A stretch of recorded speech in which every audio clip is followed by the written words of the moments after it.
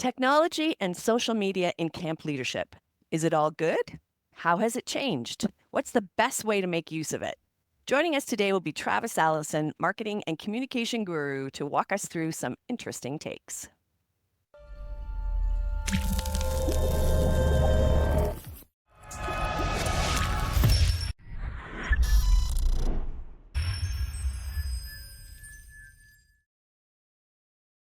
Camp leaders, win back your time to what matters most, your campers.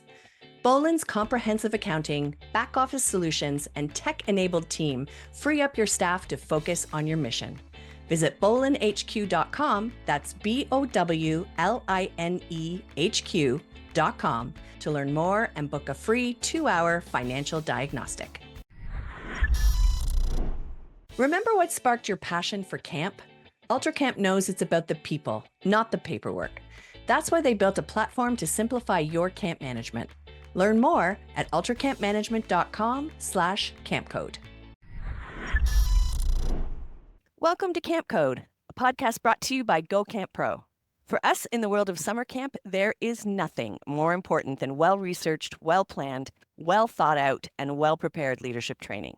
It's at the crux of all we do. It's how we deliver a safe, exciting, kind, supportive, growth-filled experience for our campers and their families.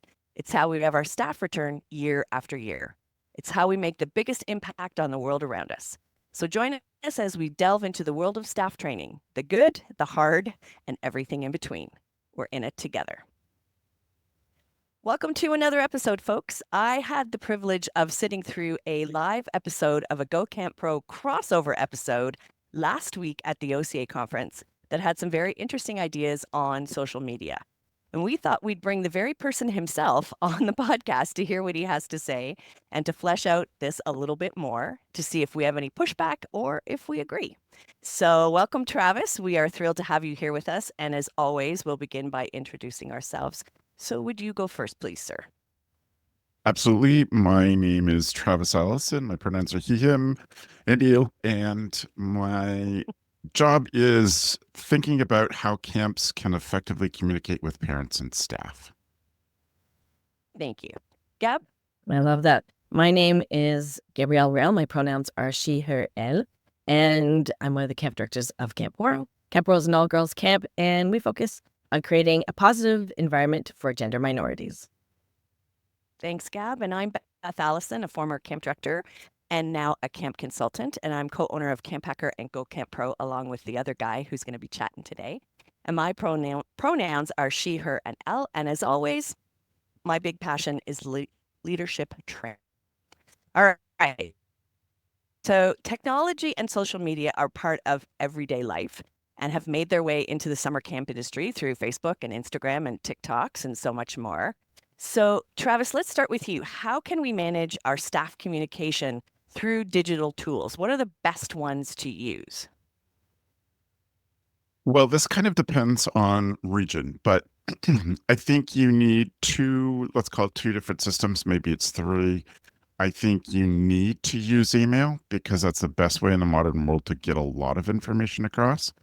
But I have some cautions about that, which I can expand on. I think you need some sort of platform that can do texting outbound, so from camp to your staff. And then third, I like it when camps have some sort of group chat, whether it's a WhatsApp group or Slack group, or there's lots of different things. I think camps are sort of moving away from Slack a little bit these days, but other ones that you can do group chat in all directions, and you can create little subgroups for teams within your camp to have pre-camp and during camp discussions. Great, thanks. What about you, Gab? What do you use? With our current staff, we use Discord, and with our new staff, we use email. But I agree with Travis, with any big information, everything goes out by email, and then we follow it up with Discord. If it's something that is, we want to get people excited for staff applications, we do put it on social media. But for the most part, we practice pretty hard getting our staff members using Discord. And we let them know in advance when we're going to be posting throughout the year so they can they can pay attention to it. But a lot of our staff are on Instagram. So when we do want to just sort of get people excited, we'll throw something up on Instagram. But mostly email and Discord is how we communicate. Can I pick up on something already, Beth? Yeah, please. So what I was doing is, I mean, it doesn't work for this side of the relationship, but before staff commit to us or parents commit to us, I think of this idea as marketing your marketing. So I don't have a easy way to remember it for once they're committed. But what was doing is putting out the thing in the place that it most needs to live. So let's call that email, because you can hold on to a lot of information and search to find a lot of information again. And then they're using other tools to drive people to that place where the actual information is. And so smart camps are doing that with technology in either front loading with their staff that this is going to be, this is coming, you need to pay attention to it, or just saying this thing came today, make sure you check. Like they're just reinforcing that we're doing a thing. Again, like where I was teaching staff to go to Discord, you can teach staff that important stuff is in your email, and you can sort of get them in the mindset that, oh, we know something big's coming up for camp, I'll check my email. Well, there is the answer to my next question, which was why send emails at all?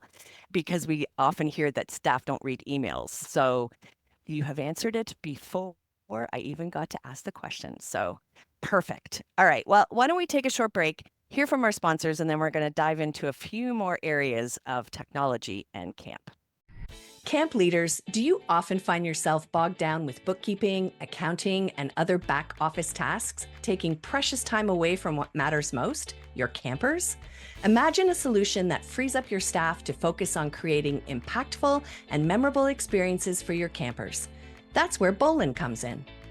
Bolin offers comprehensive accounting back office solutions designed specifically for camps.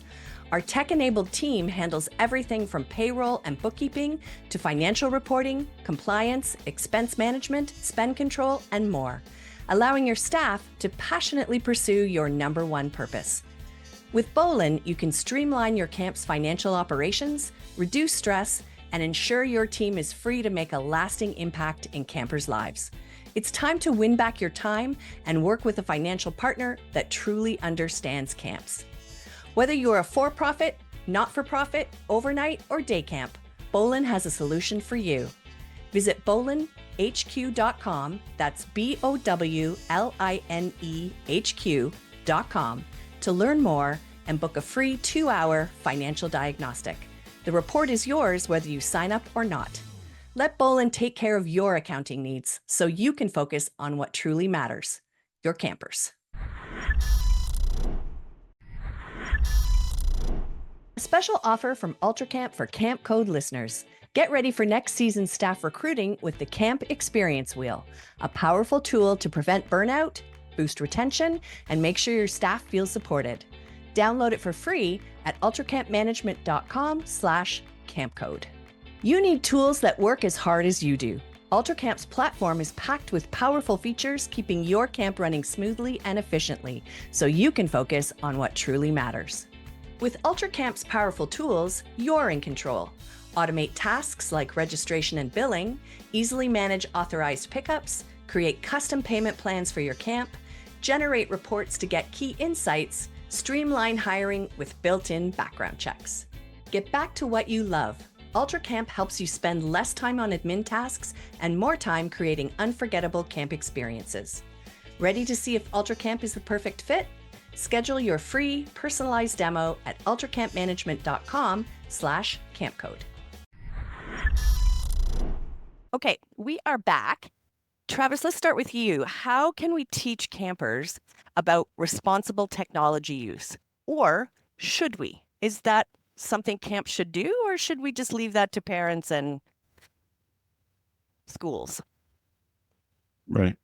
Well, I think camps have a responsibility to really to teach their kids to be good citizens. So for me, that involves some technology. I don't think we will ever be the primary source of good information on smart and safe uses of technology, but we can reinforce it.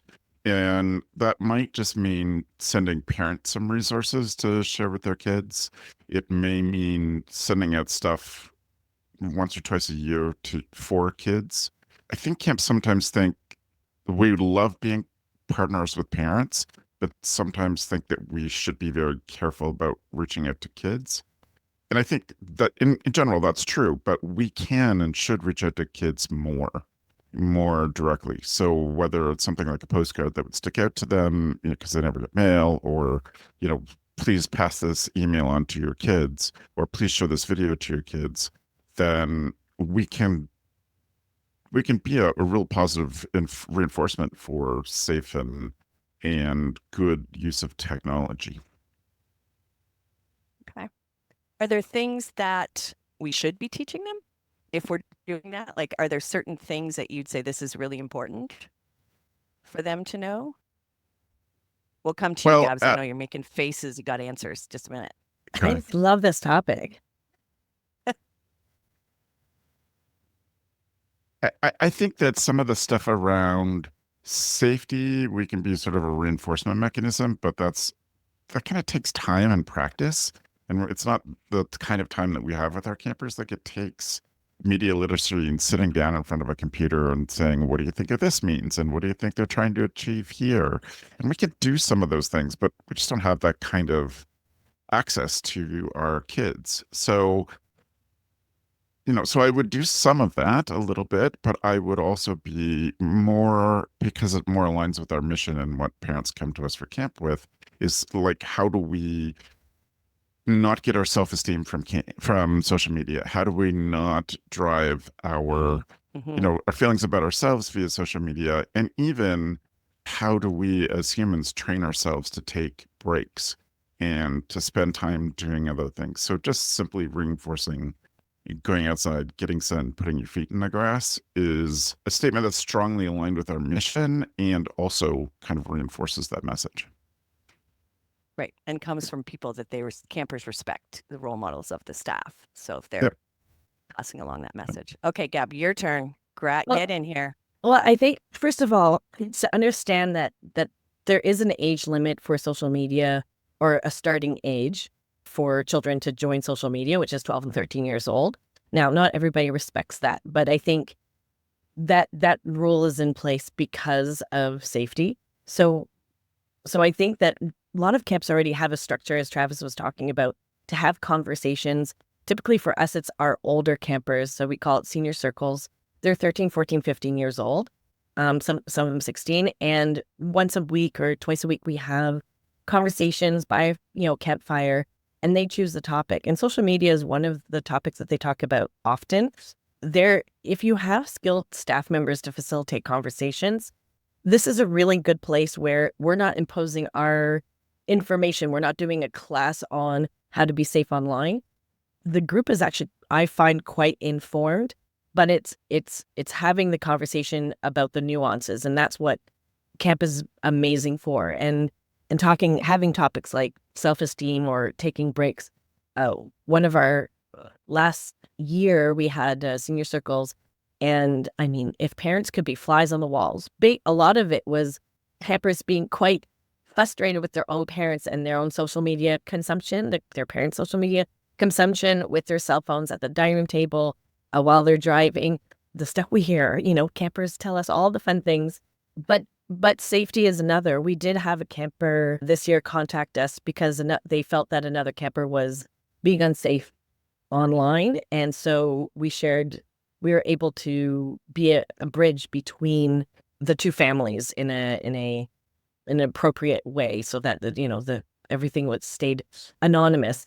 But that really comes down to, I think, building trust with your campers.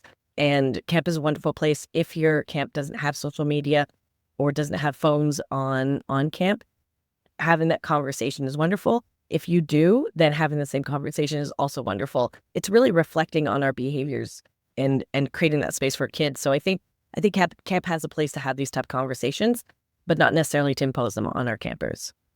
Mm-hmm. And I think if you take the time to be really intentional, if that's part of your mantra, if it's part of who you are as a summer camp, you can take time during certain sessions to have those conversations. A number of years ago, I did a program called Stand at my old camp, and it was with the Teen Week campers. And for an hour each morning, we got together and we talked about important things in the world today. And each day was a different topic. And I used activities and games and crafts and discussion and, all those kinds of things. And the campers were responsible for the social media of that time. So campers got to be on social media teams and, tweet out or post or whatever it was, what we were talking about. But the first day, S stood for social etiquette, and we talked about technology etiquette and what that looks like, what that sounds like. And that was them giving us those kinds of answers and what they thought was important. So you can make those things a part of your camp culture if you're willing to be intentional about it and, the message that you want to get out there. And it Yeah. worked really well. They were really into the conversation, but they weren't, teen campers, and it wasn't lecture style. It was very much interactive. And I think they felt very important because we were asking for their opinions throughout the week Mhm. on lots of things, and it went extremely well. So if you're interested in that, let me know. I'll send you the whole program, but It's a you great can program. do those kinds of things. Well, yes, and I think, and that's not to say that camp directors, camp professionals shouldn't be informing themselves on how kids can keep themselves safe. Ugh, I hate that because that's putting like the blame on the children that they need to keep themselves safe, blah blah blah. But we do need to be educated ourselves, and I think it's increasingly difficult for camp directors to get informed. We are sort of have to be experts almost in everything. But I do think that there is programs, there's courses from literally a 15-minute YouTube video to day-long seminars on safety etiquette, on how to tell if something's AI or not, visually speaking, video editing. I think it's important for us as the adults that are in charge of the children to know what the best practices are when it comes to just being online literate and being able to tell the difference between what's fake and what's not, what is harmful, and what are the protocols. Best practice knowledge, I think, is really important for us. Then that helps also with maybe some of those conversations. But I think I'll go back to what Travis was talking about as a resource to families. I think families are, they are looking for they are looking for resources. And in your education of yourself, if you find some resources that are helpful for parents, this is a wonderful newsletter to put out. We try to give resources to our families, not too much. It's literally, once a season, we have like a resource page. Right now we're close to spring break, and we're sending out to all of our families things that you can go do at home so your kids don't drive you nuts. And for spring break, it's just something that we do that's sort of, hey, here's a little bit of information. I think this is a great way of where parents can bridge, and camps can bridge a gap and have a conversation. At the very least, we're letting them know that we're thinking about it and schools are thinking about it, so it's important for them to think about it. I think that's a really effective trust building tool. I think of this as I saw this and thought of you moment, where camps can collect these kinds of things and share them with parents. It can even be part of your sales process, or it's a confirmation to parents that they made the right decision, or it's reminding parents before they sign up again that camp is really intentional about the care of your kids, and send them some links and that kind of things.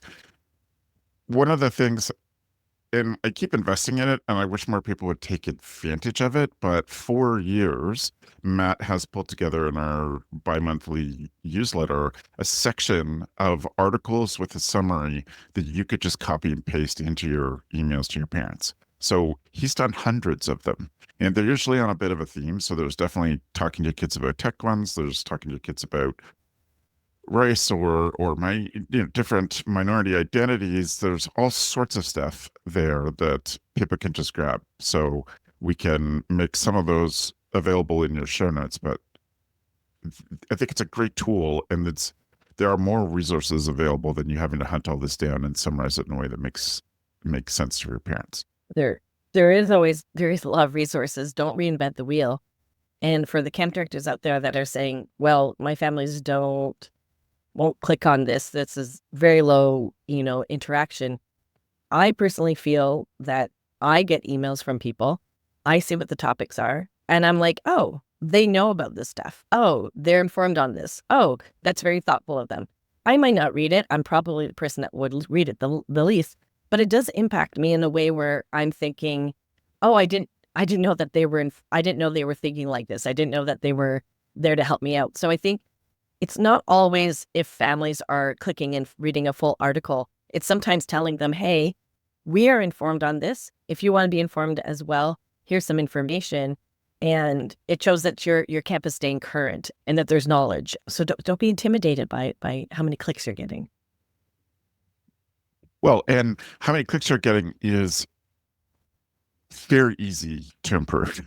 Right. And I mean, that's my whole business really is thinking about these things. And you can, by providing resources in this way, being really smart and thoughtful about your subject lines and what catches their attention in their email box and drawing them in, you're training them to open your emails later. The ones like your forms are due, or here's the driving instructions. For staff, it is make sure you get this form in on time. Make sure you pack these, like all those important things that you need them to pay attention to. If you provide good resources that they will open and check out, then that's all part of them understanding that you have valuable things to offer and them paying attention when you really need them to. All right. I think we've sort of started to touch on this. You two are just really good at getting into the questions before I ask them. But this, I think I'd like to, because you were really talking about emails there, but how can we best leverage social media to engage parents and the wider camp community? Is social media still a great tool to do that? What do you think, Travis? No, No. Would you like to expand upon that? I would like to expand upon that Thank indeed. you. So one of the things I've been thinking about a lot in the last few years is how camp people have to do so much more than they ever had to do before. They have to know so much more and have to be aware of so much more. And part of that has resulted in really diluting camp directors' focus. And when you're trying to get messages across, or you're trying to get more staff to sign up, or you're trying to get more parents to re-enroll, then I suppose it's not even re-enroll. You're trying to get more campers to camp, then you should be focusing on the things that are the most effective. And social media is at the bottom of that list. Number one, because you have without paying, you don't have access to the people that follow you. You have access to a small percentage of them. And, if enough of them react to your whatever you're posting, more will see it, but still not effective. People complain to me all the time that parents just don't read when thinking about emails, but way more parents read your emails than see your social media posts. And it's the same with staff, even though staff don't like using emails. If you work on it right, it can be the right way to do things. But if you're thinking about social media as a tool for connecting with parents, bottom of the list. For me, if you're looking for just the idea of getting more campers to camp this summer, you always want to start with getting last year's campers to show up, and then, going down the line of effectiveness where get those campers to return, get them to bring their friends, use your camp community to get more campers, and then have good partners. Those four things are the most effective. Everything else, every camp fair, every social media post, every paid ad is multitudes of percentages less effective than any of those things. So any of the social media stuff, if you have someone on staff that you can make it their whole world to do social media, and they're doing incredibly effective TikTok videos and studying all the pros and scripting all the things and making a content calendar plan. But maybe 1% of camps have the ability to have that person. And even those that do have the ability to afford the person and their time aren't doing it yet. They're not doing it well. There's some that are doing it noticeably well, but there aren't ones that are super excelling at it. So I want you to effectively use your time to get more kids to camp and build good programs for them and train their staff well. Social media is not that tool. Thank you. Gab, what do you think? I'm with you on that, Travis. I'm like, this is my thing. Basically, with our families, how do we make things easier? So last year, we created a family hub on our website. It's a private page, but basically everything that you need, from your packing list to your medical form to anything, it's just on the hub. It's an easy to find, and it's on the bottom of all of our emails. So when we're emailing families, we're pointing them back to this so that they can register and they know where to find their things, like easy peasy. If we want families to register, we're obviously, when they're picking up their campers, we're getting them to sign up for next summer. So in the same spot, so that we're just locking them in, even if it's like just an agreement. Yes, I want to come back. It doesn't mean that they're locked in. Financially, it just means that we're saving their space for them. But I like to do 1, 2, 3, 4, which is email, social media, postcard, and then for returning family, phone call. And the social media is really there just to build a hype and just to say we're kind of alive. But truth be told, if we want people to look at their emails because of registration, we're sending out a postcard. And if you're using something like Canva or another designing program, your email, you take your essence down, you boil it down to something very clear for your social media that you can also put onto a postcard. It can happen in 3 steps. That's quite easily done. But we're really trying to make sure that the email is our primary way of communication. And then we're giving them a tool like our family hub that they can go to, so it's easy access. So they don't have to go through emails to find where this link is or that link is. Because personally, I don't read emails. I don't pay attention to social media. Sometimes I do need a postcard that gives me a little bit of a shove. Sometimes I do need a phone call. We do want to work with the families that we already have. And the families that we don't have yet, it's nice to see that there's a little bit of life on social media, but we want to, again, push them towards our newsletter and push them towards the email. It's where we get the best results. Final thoughts on that? Okay.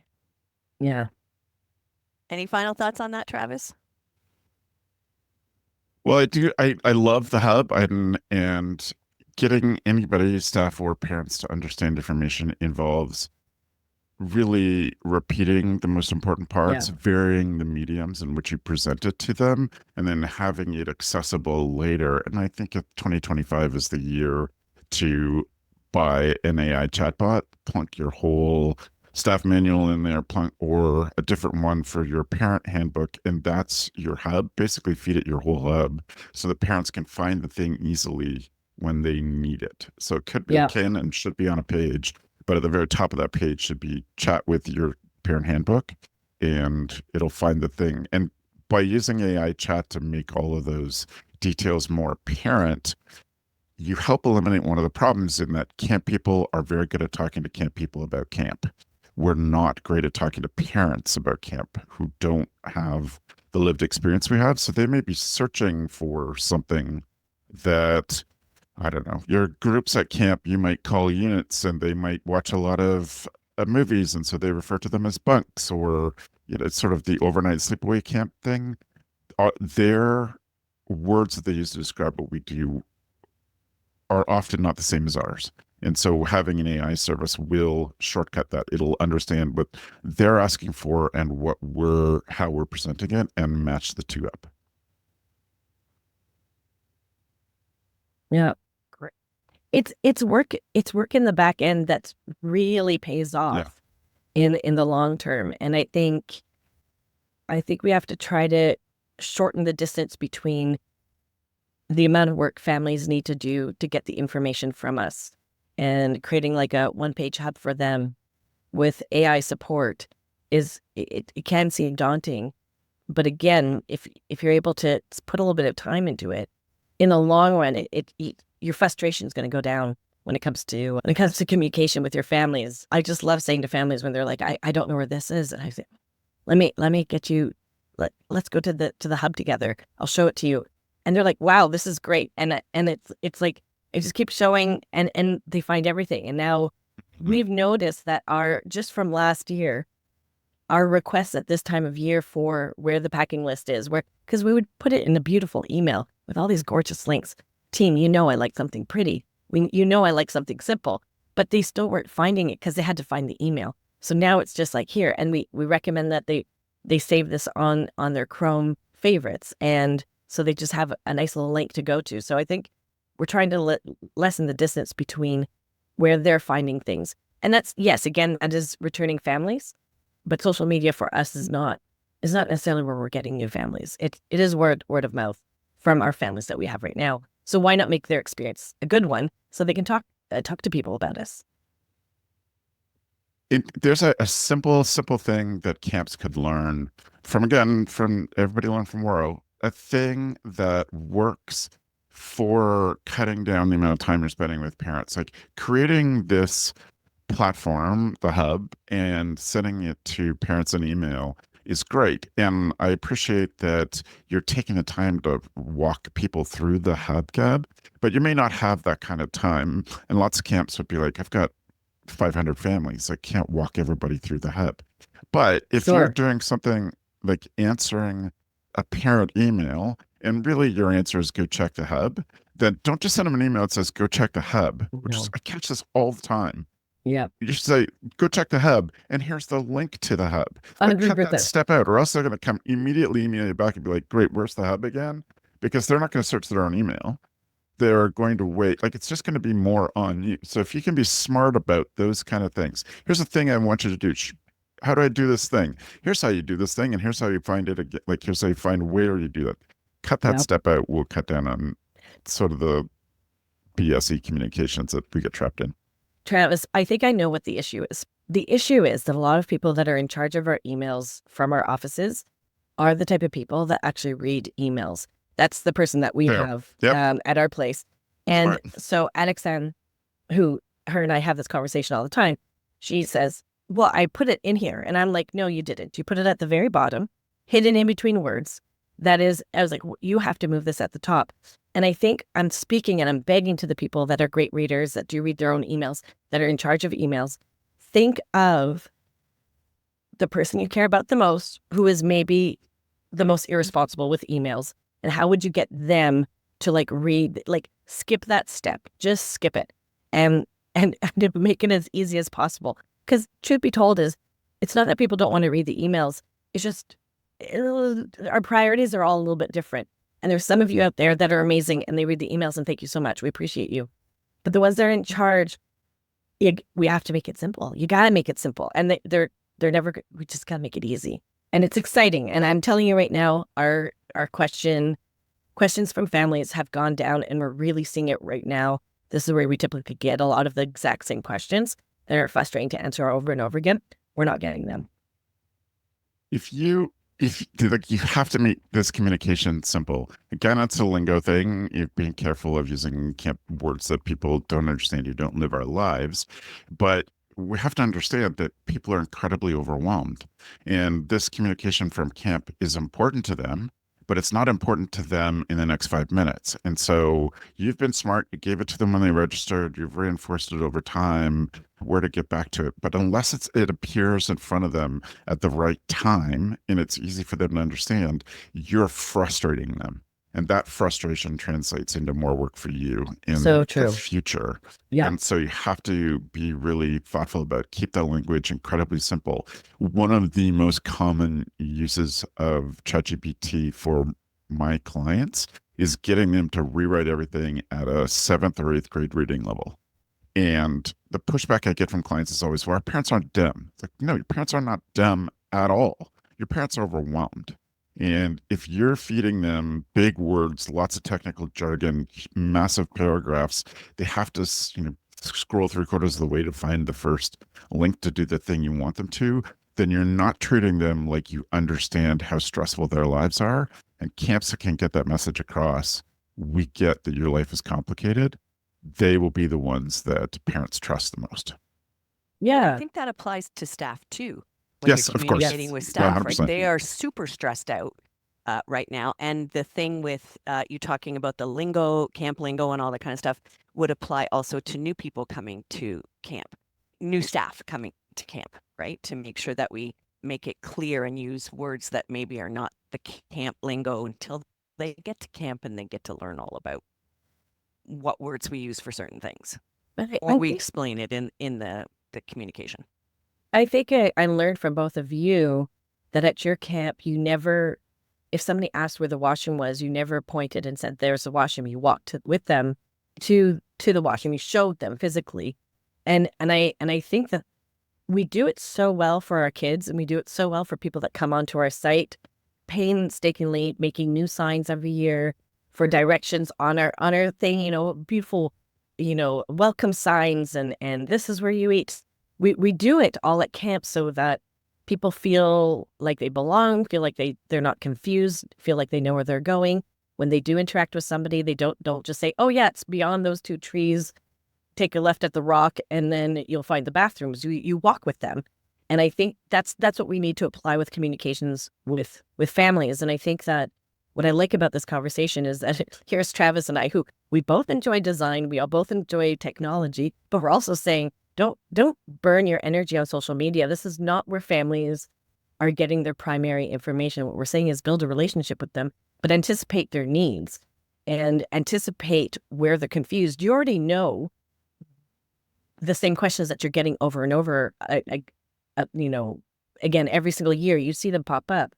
So where's the gap that's missing here? What can you do to lessen that gap so it isn't frustrating? So they go back to other people and say, oh, this camp, they think of everything. They've already created this for me. I don't even. It's less of a headache. So I think that's the way of putting our technology to good use is making things less hard for our families and saying, hey, we got you. We know you're busy. We know you got a million things. We know you're part of a million chat groups as well.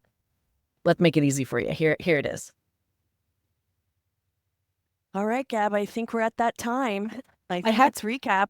Well, I just wanted to say that as we are talking about staff training a lot, and I just want to talk about very quickly about the use of technology or social media for staff training. We always do, since COVID, we've done some mini staff trainings before people came to camp, and we've kept that going.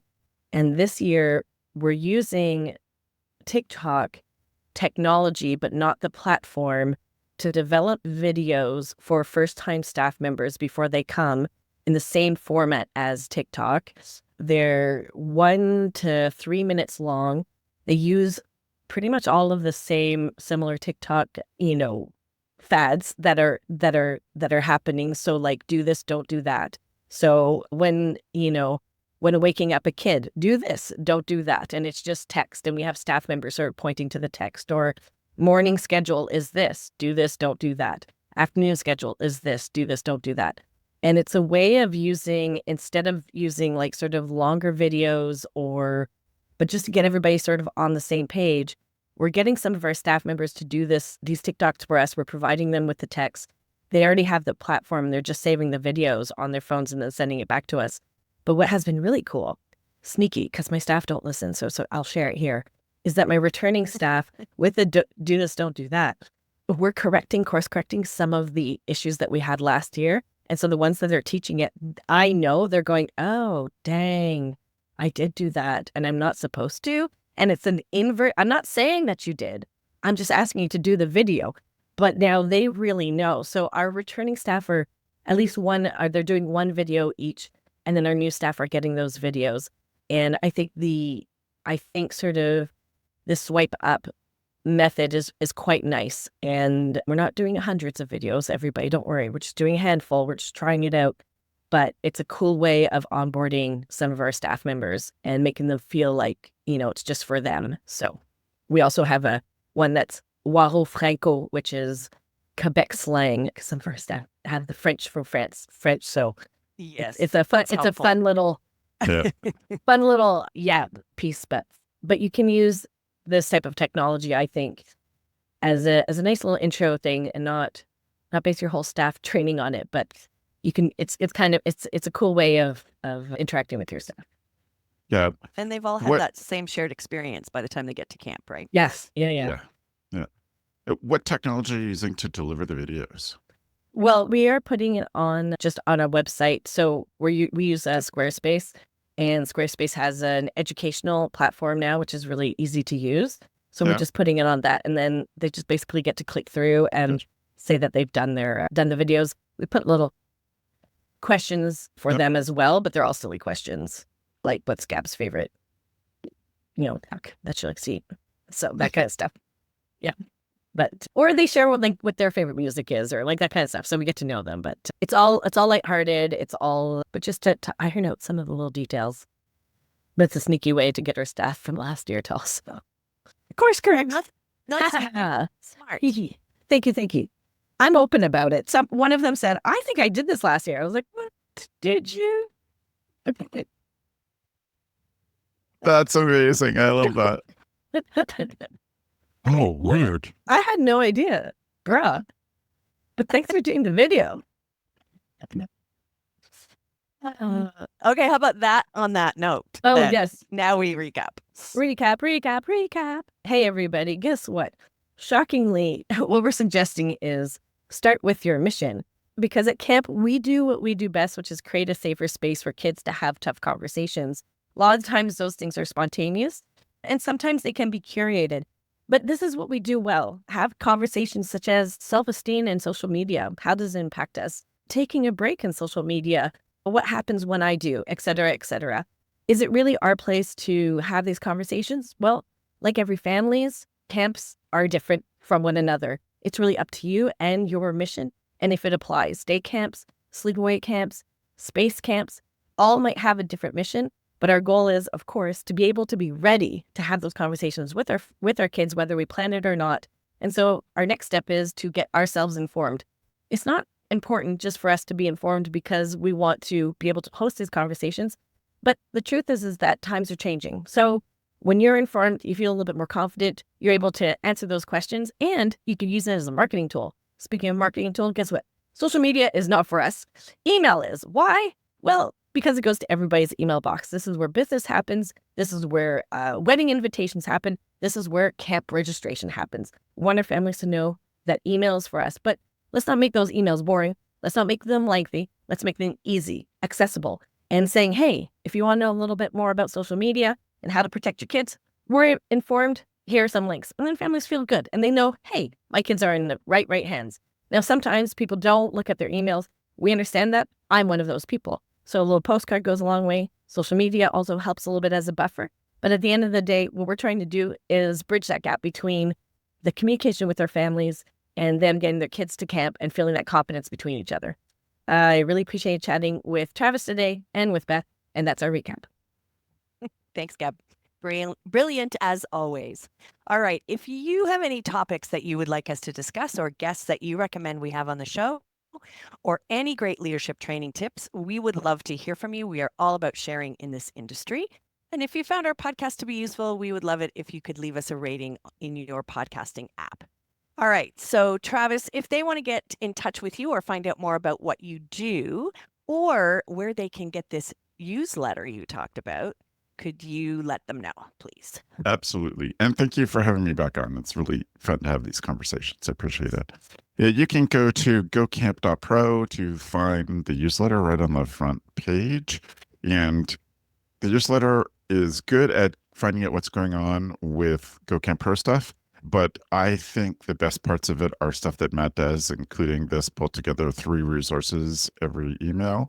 And his editorials at the beginning have been really thoughtful and intentional and thought-provoking. So worth it to see what's, past episode of Camp Code, but also to hear smart things from Matt. So I recommend you check that out at gocamp.pro. My email is travis@gocamp.pro. Thanks. And Gab, where can they find you?